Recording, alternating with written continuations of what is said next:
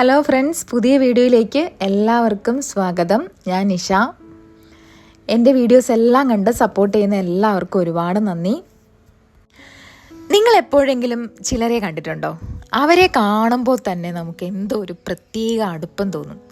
ഒരു കാന്തം പോലെ നമ്മളെ അവരുടെ അടുത്തേക്ക് ഇങ്ങനെ വലിച്ചടുപ്പിക്കുന്ന ചില വ്യക്തിത്വങ്ങൾ.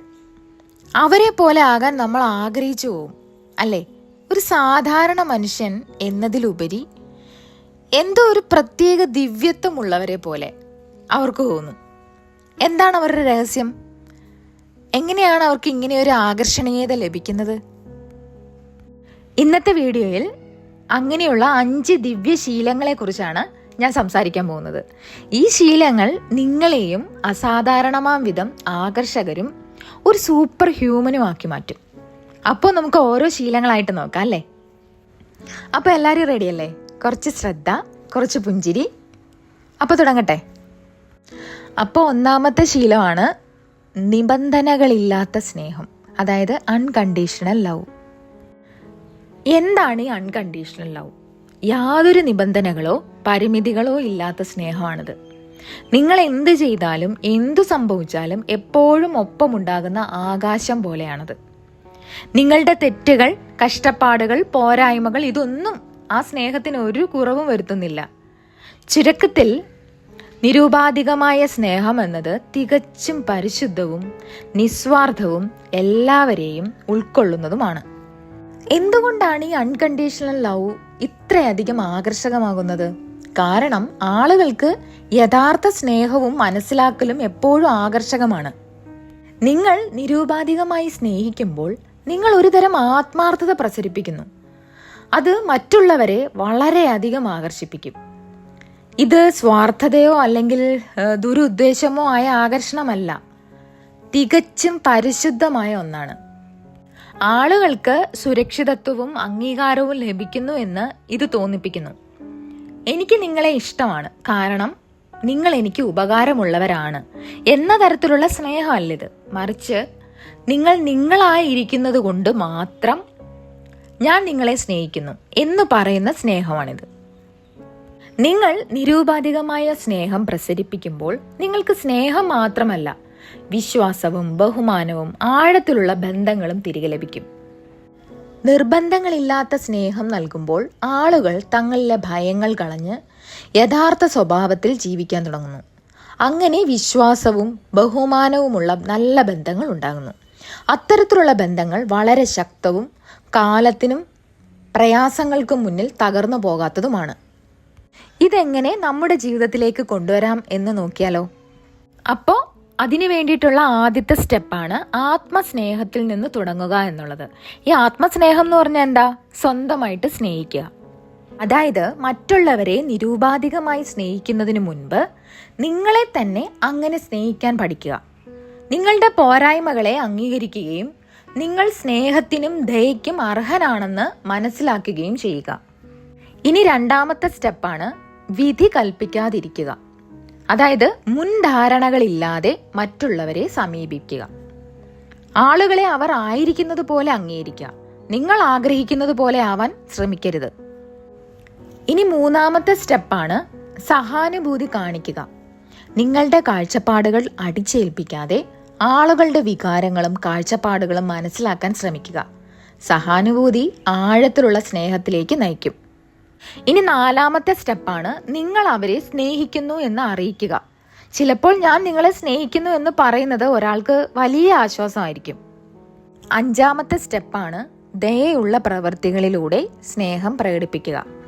ചിലപ്പോൾ വാക്കുകൾ മാത്രം മതിയാവില്ല, നിങ്ങളുടെ പ്രവൃത്തികളിലും സ്നേഹമുണ്ടാവണം. ആറാമത്തെ സ്റ്റെപ്പാണ് ക്ഷമ ശീലിക്കുക. വൈരാഗ്യം വെച്ച് പുലർത്തരുത്. ദേഷ്യവും വെറുപ്പും മനസ്സിൽ കൊണ്ട് നടക്കുന്നത് നിരുപാധികമായ സ്നേഹത്തിന് വിപരീതമാണ്. ഏഴാമത്തെ സ്റ്റെപ്പാണ് സ്നേഹം അനന്തമാണ് എന്നുള്ളത്. നിങ്ങൾ എത്ര കൂടുതൽ നൽകുന്നുവോ അത്രയും കൂടുതൽ നിങ്ങൾക്ക് ലഭിക്കും. അതുകൊണ്ട് പിശുക്ക് കാണിക്കണ്ട. നിങ്ങളുടെ ഹൃദയം തുറന്ന് സ്നേഹം ഒഴുകാൻ അനുവദിക്കുക. ഇത് എങ്ങനെ നമ്മുടെ ജീവിതത്തിൽ പ്രാവർത്തികമാക്കാം എന്നതിന് വേണ്ടിയിട്ടുള്ള 7 സ്റ്റെപ്പാണ് ഞാൻ പറഞ്ഞത്. അത് ഞാൻ ഒന്നുകൂടി പറയാം. ഒന്നാമത്തെ സ്റ്റെപ്പാണ് ആത്മസ്നേഹത്തിൽ നിന്നും തുടങ്ങുക. രണ്ടാമത്തേത് വിധി കൽപ്പിക്കാതിരിക്കുക. മൂന്നാമത്തേത് സഹാനുഭൂതി കാണിക്കുക. നാലാമത്തേത് നിങ്ങൾ അവരെ സ്നേഹിക്കുന്നു എന്ന് അറിയിക്കുക. അഞ്ചാമത്തേത് ദയയുള്ള പ്രവൃത്തികളിലൂടെ സ്നേഹം പ്രകടിപ്പിക്കുക. ആറാമത്തേത് ക്ഷമ ശീലിക്കുക. ഏഴാമത്തേത് സ്നേഹം അനന്തമാണ്. ഇതാണ് ശീലം നമ്പർ 1, അതായത് അൺകണ്ടീഷണൽ ലവ്. ഈ അൺകണ്ടീഷണൽ ലവ് എന്താണെന്നും അതെങ്ങനെ നമ്മുടെ ജീവിതത്തിൽ പ്രാവർത്തികമാക്കാമെന്നുമാണ് ഞാൻ ഇതുവരെ പറഞ്ഞത്. ഇനി രണ്ടാമത്തെ ശീലമാണ് നിസ്വാർത്ഥ സേവനം, അതായത് സെൽഫ്ലെസ് സർവീസ്. യാതൊന്നും പ്രതീക്ഷിക്കാതെ മറ്റൊരാൾക്ക് വേണ്ടി ചെയ്യുന്ന പ്രവൃത്തിയാണിത്.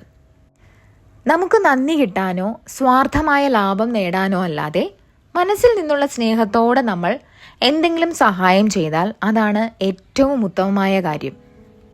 അപ്പോൾ നമ്മൾ ഓരോ ജീവിയുടെയും മൂല്യവും മഹത്വവും മനസ്സിലാക്കുന്നു. ഇങ്ങനെയുള്ള സഹായം സ്വീകരിക്കുന്നവർക്കൊപ്പം നൽകുന്നവർക്കും അതുണ്ടാക്കുന്നത് ഒരുപോലെ ഉന്നതിയിലേക്ക് നയിക്കുന്ന അനുഭവങ്ങളാകുന്നു. എന്തുകൊണ്ടാണ് നിസ്വാർത്ഥ സേവനം ഇത്രയധികം ആകർഷകമാകുന്നത്? കാരണം നിസ്വാർത്ഥ സേവനം സമാനതകളില്ലാത്ത ഒരുതരം ഔദാര്യവും ദയയും പ്രസരിപ്പിക്കുന്നു. അത് മിക്കവാറും എല്ലാവർക്കും ആകർഷകമാണ്. ഇത് നല്ല മനസ്സും സഹാനുഭൂതിയും ദയയും നിറഞ്ഞൊരു ആകർഷക വലയം, അതായത് മാഗ്നറ്റിക് ഫീൽഡ് സൃഷ്ടിക്കുന്നു. ഇത് ആളുകളെ നിങ്ങളുടെ അടുത്തേക്ക് ആകർഷിപ്പിക്കും. അതായത് നിങ്ങൾക്ക് എപ്പോഴെങ്കിലും ഒരാളെ സഹായിച്ചിട്ട് എനിക്കൊന്നും വേണ്ട, അവരുടെ ഒരു പുഞ്ചിരി മാത്രം മതി എന്ന് തോന്നിയ നിമിഷങ്ങൾ ഉണ്ടായിട്ടില്ലേ? ഇതാണ് നിസ്വാർത്ഥ സേവനം. ഞാൻ നിങ്ങൾക്ക് വേണ്ടി ഇത് ചെയ്യുന്നു, പക്ഷേ എനിക്കൊരു റിവാർഡും വേണ്ട എന്ന മനസ്സ്. ഈ നിസ്വാർത്ഥ സേവനം എന്ന് പറയുന്നത് വലിയ വലിയ കാര്യങ്ങൾ തന്നെ വേണമെന്നൊന്നുമില്ല, കുഞ്ഞു കുഞ്ഞു കാര്യങ്ങൾ ചെയ്താലും മതി. ഇനി ഇത് നമ്മുടെ നിത്യജീവിതത്തിൽ എങ്ങനെ പ്രാവർത്തികമാക്കാം എന്ന് നോക്കാം. അതിലൊന്നാമത്തെ കാര്യമാണ് വോളണ്ടിയർ ആവുക. അതായത് നിങ്ങളുടെ കഴിവുകളും സമയവും മറ്റുള്ളവരെ സഹായിക്കാൻ ഉപയോഗിക്കുക. അത് സമൂഹ സേവന സംഘടനകളിലൂടെ ആകാം, അല്ലെങ്കിൽ നിങ്ങളുടെ അയൽക്കാരെയോ സുഹൃത്തുക്കളെയോ സഹായിക്കുന്നതിലൂടെയും ആകാം. ഇനി രണ്ടാമത്തെ കാര്യമാണ് കേൾക്കുക. ചിലപ്പോൾ ഒരാൾക്ക് നിങ്ങൾക്ക് നൽകാൻ കഴിയുന്ന ഏറ്റവും വിലപ്പെട്ട കാര്യം ശ്രദ്ധയോടെ കേൾക്കുന്ന ഒരു ചെവിയാണ്. മറ്റൊരാൾക്ക് വേണ്ടി പൂർണ്ണമായി സമയം നൽകുന്നത് നിസ്വാർത്ഥ സേവനത്തിന്റെ ഒരു രൂപമാണ്. ഇനി മൂന്നാമത്തെ കാര്യമാണ് അപ്രതീക്ഷിതമായ ദയ.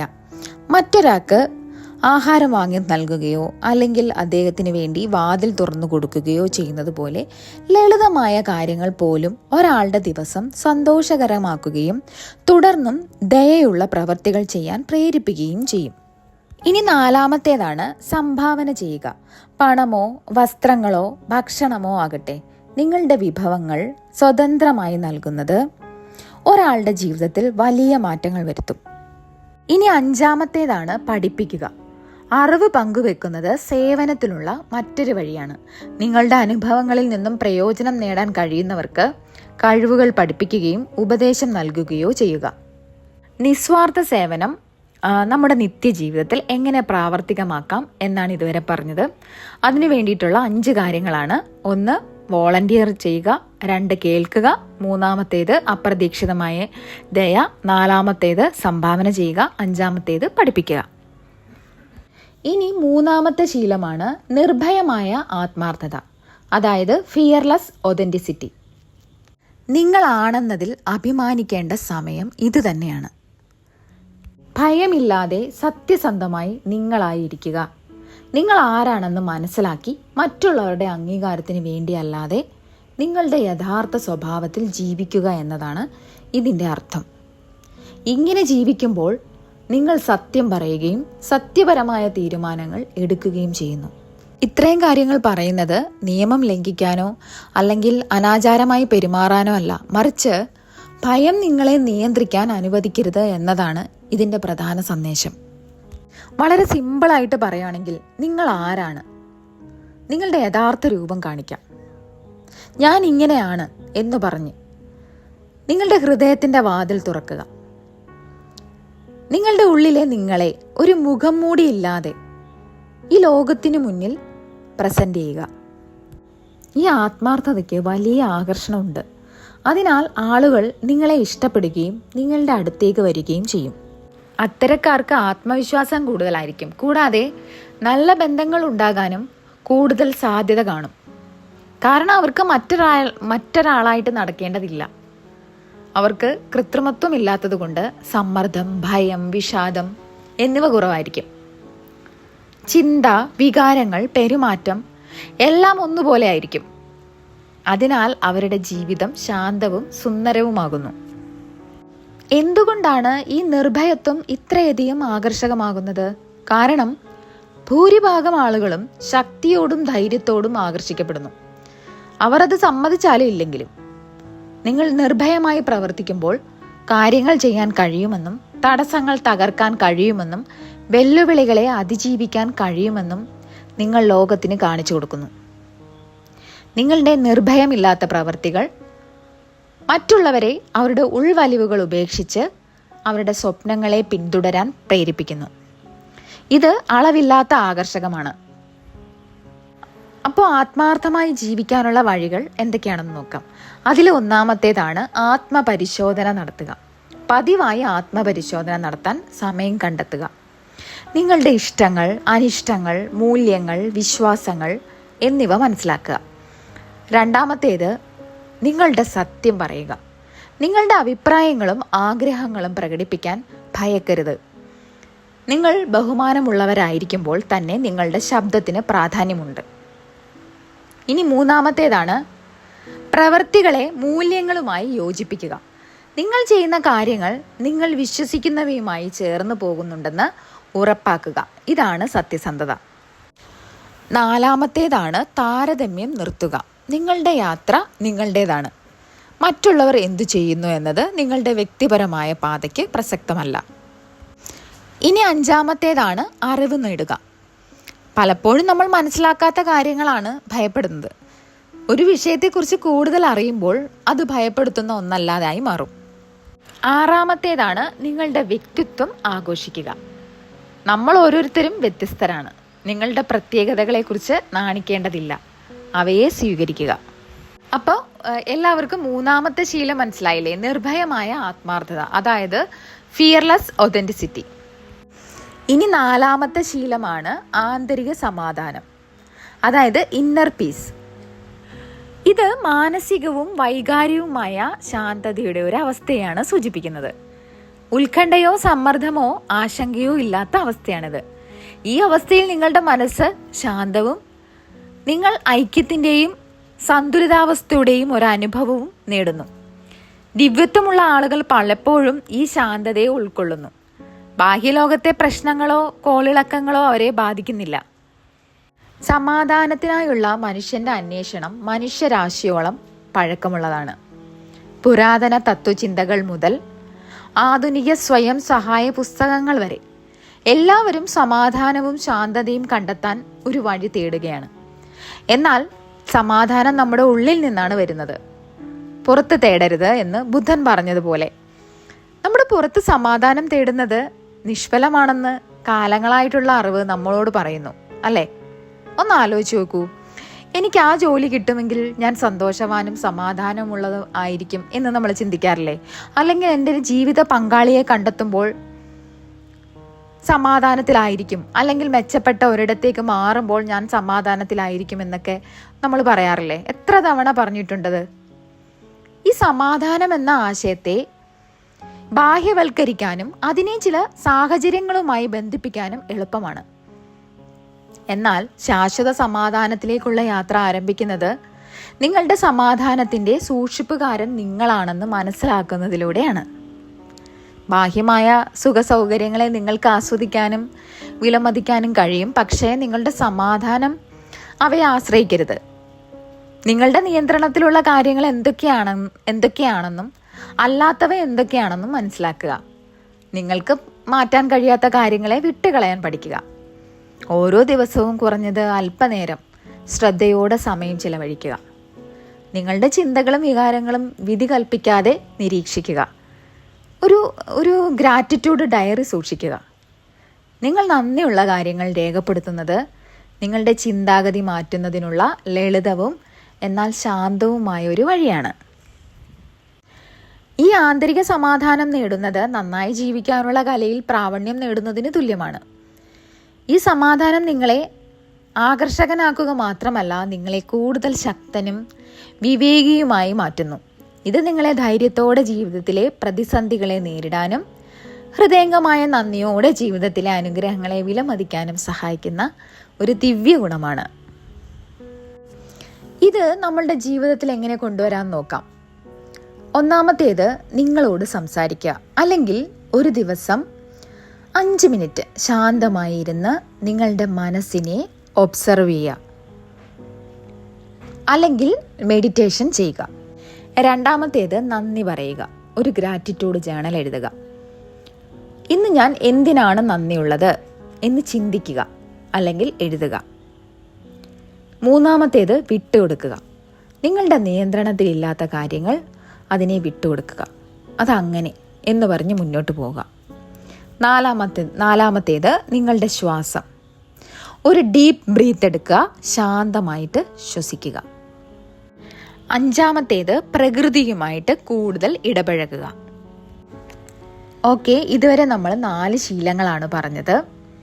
ഇനി 5ാമത്തെ ശീലം അതിരുകളില്ലാത്ത ദയയാണ്. ഈ കരുണ എന്നതൊരു സമുദ്രം പോലെയാണ്. അതിന് അതിരുകളില്ല. എല്ലാ ജീവജാലങ്ങളോടും, മനുഷ്യർ, മൃഗങ്ങൾ, പ്രകൃതി എല്ലാറ്റിനോടും ഒരു നിബന്ധനയുമില്ലാതെ സ്നേഹവും കരുണയും കാണിക്കുന്ന ഒരു ദൈവീക ഗുണമാണ്.